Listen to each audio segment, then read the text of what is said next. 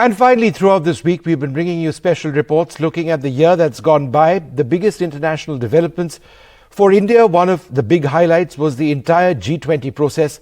We'll end left, right and centre tonight with this special report.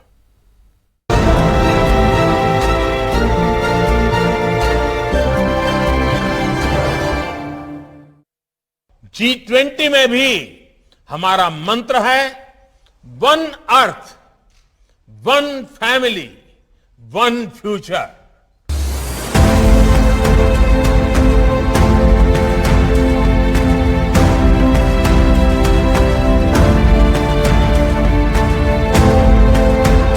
The 2023 meeting of world leaders from the group of 20 nations. A moment of unity in a deeply fractured international space. India's moment to bring together disparate voices and ideologies and forge consensus on some of the most divisive issues facing the world.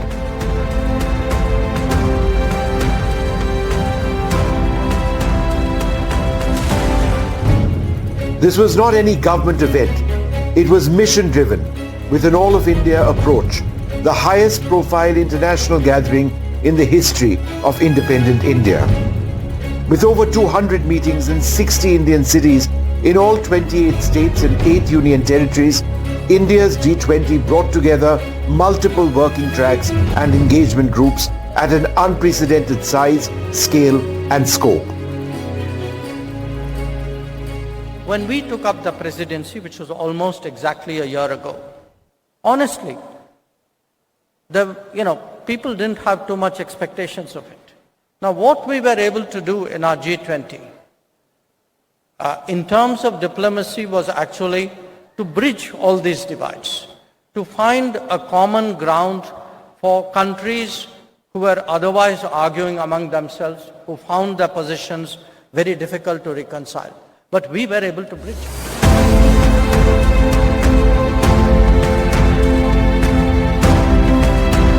While China's Xi chose not to attend and Russian President Vladimir Putin couldn't because of charges he faced linked to the war in Ukraine, all other key international leaders were in Delhi.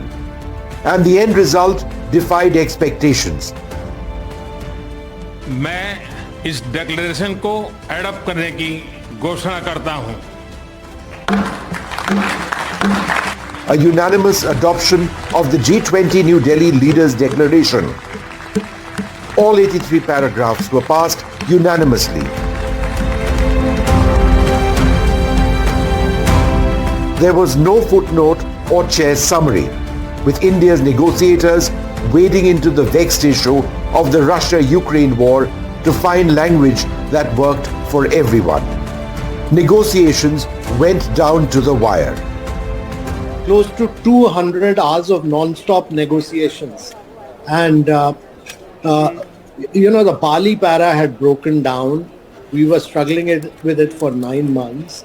So in the Sofa Talk meeting, we just took a plain screen and I scribbled down about 15 principles which we should follow. And then all the Sherpas joined in and gave their perspective on it, and all of them we took. Among the big takeaways, to accelerate the full and effective implementation of the 2030 Agenda for Sustainable Development. Tripling renewable energy capacity globally by 2030. Improving access to digital public infrastructure. The inclusion of the African Union as a permanent member of the G20. And promoting the effective participation of women in the global economy.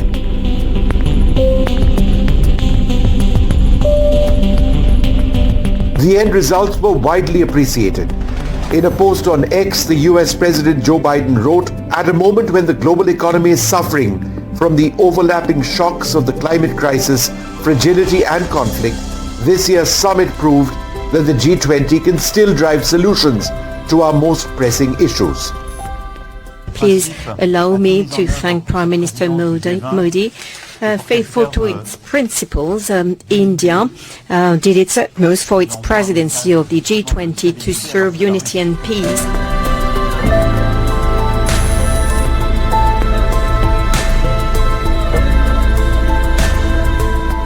मैं Brazil के राष्ट्रपति और मेरे मित्र the President Lula da सिल्वा को and हार्दिक शुभकामनाएं देता हूं De Silva. और मैं उनको And now I प्रेसिडेंसी का गेवल सौंपता हूं। India has now handed over the G20 presidency to Brazil, bringing an end to what Delhi says has been an action-oriented, decisive, inclusive and ambitious G20 declaration, one that sets out a path to tackle global challenges. For India, G20 2023 has been a historic milestone in New Delhi's journey to assume greater prominence among the world's major powers. Vishnu Shom for NDTV.